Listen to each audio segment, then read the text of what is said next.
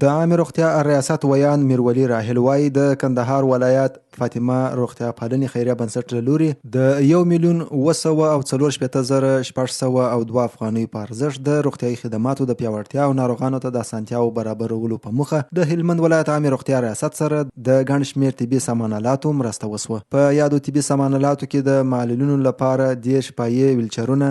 د تنفسي ناروغانو لپاره 10 پایې د اکسیجن کانسنټریټرونه، د درملو دقیق لیږد لپاره 20 دانې انفیوژن پمپونه، د اکسیجن او معایناتو د تطبیق لپاره 20 دانې سورنج پمپونه او د عفوني ناروغیو د کنټرول لپاره 20 دانې د الټر اویلیټ وړانګو فلټرونه شامل دي. د کندهار ولایت فاطمه روغتیا پالنې بنسټ لخوا تېره ورځ د هلمند ولایت د عامې روغتیا ریاست سره 11,462 افغانیو په ارزښت د روغتیايي خدماتو د پیاوړتیا او ناروغانو ته د اسانتیا برابرولو په موخه ګڼ شمېر طبي سامان الاتو مرسته وکړل.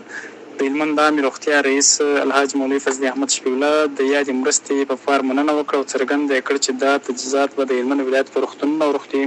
مرکزونو کې د ناروغانو درملنه نور هم په اسانه، معیاري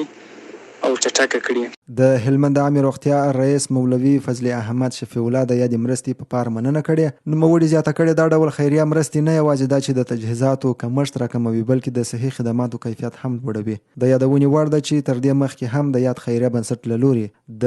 روغتیا ریاست سره په طبي تجهیزاتو کې د اړتیا وړ مرستې ترسره شوې دي.